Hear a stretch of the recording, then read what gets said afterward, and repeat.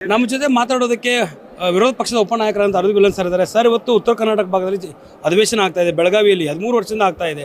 ಉತ್ತರ ಕರ್ನಾಟಕದ ಬಗ್ಗೆ ಚರ್ಚೆಗಳು ಆಗ್ತಿದ್ದಾವೆ ಅನ್ನುವಂಥದ್ದು ಆರಂಭದಿಂದ ಆಗ್ತಾ ಇದೆ. ಆದರೆ ಸಚಿವರಿಲ್ಲ, ಅಧಿಕಾರಿಗಳು ಇರೋದಿಲ್ಲ. ಇದ್ರ ಬಗ್ಗೆ ಯಾವ ರೀತಿ ಗಮನ ಸೆಳೀತೀರಿ ಸರ್? ನೋಡಿ, ನಾನು ನಿನ್ನೆ ಕೂಡ ಸಭಾಧ್ಯಕ್ಷರ ಗಮನ ಇದ್ರ ಬಗ್ಗೆ ತೆಗೆದೆ. ಇವತ್ತು ಕೂಡ ಸಭಾಧ್ಯಕ್ಷರ ಗಮನ ಇದ್ರ ಬಗ್ಗೆ ಸೆಳೆದಿದ್ದೇನೆ.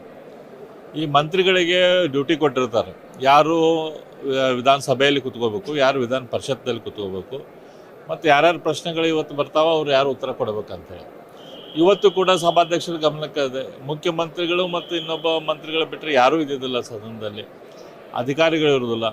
ಅಂದರೆ ಇದು ಸರ್ಕಾರದ ದಿವ್ಯ ನಿರ್ಲಕ್ಷ್ಯ ತೋರಿಸ್ತದೆ.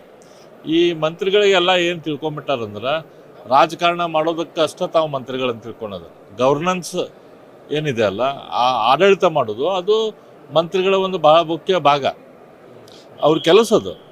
ಗವರ್ನೆನ್ಸ್ ಮಾಡಿ ಒಂದು 20% ಟೈಮ್ ರಾಜಕಾರಣ ಮಾಡಲಿ, ಆದರೆ 100% ಟೈಮ್ ರಾಜಕಾರಣ ಮಾಡ್ಕೊಂತ ರಾತ್ರಿ ಇವರೆಲ್ಲ 1-2 ಗಂಟೆ ತನಕ ಡಿನ್ನರ್ ಪಾಲಿಟಿಕ್ಸ್ ಮಾಡ್ಕೊಂಡು ಕುಂತ್ರೆ ಎಲ್ಲಿ ಸದನಕ್ಕೂ ಬರೋದಿಲ್ಲ, ಆಡಳಿತನೂ ಮಾಡೋದಿಲ್ಲ. ಎಲ್ಲೊಂದು ಕಡೆ CM DCM ನಡೆಯುವಂಥ ಈ ಒಂದು ಕಿತ್ತಾಟ ಅಧಿವೇಶನವನ್ನು ಬಲಿ ತೆಗೆದುಕೊಳ್ತಿದೆಯಾ ಅಂತ?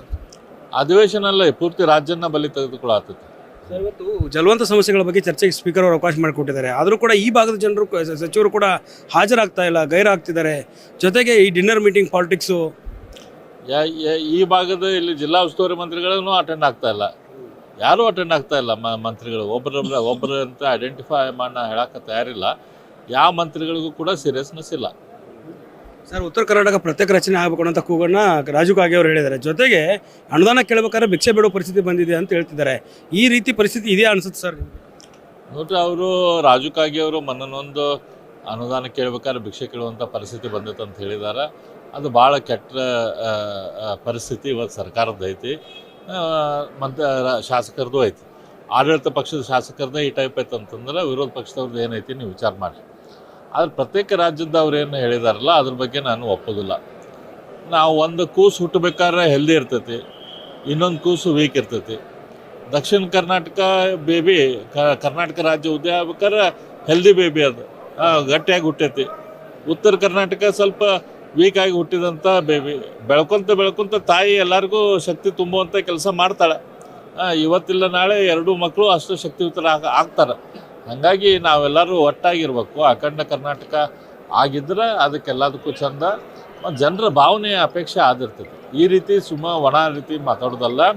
ನೀವು ಮಾಧ್ಯಮದವರು ಅಂಥ ಸುದ್ದಿಗಳಿಗೆ ಹೆಚ್ಚು ಅನಾವಶ್ಯಕ ಪ್ರಚಾರ ಕೊಡ್ತೀರಿ, ಅದು ಸರಿಯಲ್ಲ. ಸರ್, ಸರ್ಕಾರ ಆಡಳಿತ ಯಂತ್ರ ಕುಸಿದೋಗಿದೆ ಅನ್ನೋ ಅಂತ ಹೇಳಿ ಅವಿಶ್ವಾಸ ಮಂಡಳಿಯನ್ನು ಮಾಡ್ತೀವಿ ಅಂತ ಹೇಳಿದ್ರಿ. ಯಾಕೆ ವಿರೋಧ ಪಕ್ಷವಾಗಿ ಯಾಕೆ ಹಿಂದೇಟ್ ಆಗ್ತಾ ಇದೆ? ಒಂದು CM ಮತ್ತು DCM ನಡುವೆ ಈ ಕಿತ್ತಾಟಕ್ಕೆ ಬ್ರೇಕ್ ಹಾಕ್ಬೇಕಾದ್ರೆ ಅವಿಶ್ವಾಸ ಮಂಡಳಿ ಮಾಡ್ಬೋದಿತ್ತಲ್ಲ ಸರ್? ನೋಡಿರಿ, ಈಗ ಮೊದಲು ನಾವು ಉತ್ತರ ಕರ್ನಾಟಕದ ಬಗ್ಗೆ ಚರ್ಚೆ ನಡೆಸ್ತೇವೆ. ಉತ್ತರ ಕರ್ನಾಟಕದ ವಿಷಯಗಳು ಪ್ರಮುಖ ಅದಾವು, ಆ ವಿಷಯಗಳನ್ನ ತೆಗೆದುಕೊಂಡೇವೆ. ಇಡೀ ರಾಜ್ಯಕ್ಕೆ ಗೊತ್ತೈತಿ ಇವತ್ತು ಅವರಲ್ಲಿ ಒಬ್ರಿಗೊಬ್ರಿಗೂ ವಿಶ್ವಾಸ ಇಲ್ಲ ಅಂಥೇಳಿ. ಅದ್ರ ಬಗ್ಗೆ ಇದನ್ನ ಪ್ರಿಯಾರಿಟಿ ಅಂತ ಇದನ್ನು ತೊಗೊಂಡೇವೆ, ಮುಂದೆ ಅದನ್ನು ತೊಗೊತೇವೆ. ಇದಿಷ್ಟು ಅರವಿಂದ್ ಬೆಲ್ಲದವರ ಮಾತು. ಕ್ಯಾಮ್ರಾ ಪರ್ಸನ್ ಅಜಯ್ ಜೊತೆ Durgesh Naik, guarantee news, Belagavi. Guarantee news, ಸುದ್ದಿ ಖಚಿತ, ನ್ಯಾಯ ನಿಶ್ಚಿತ.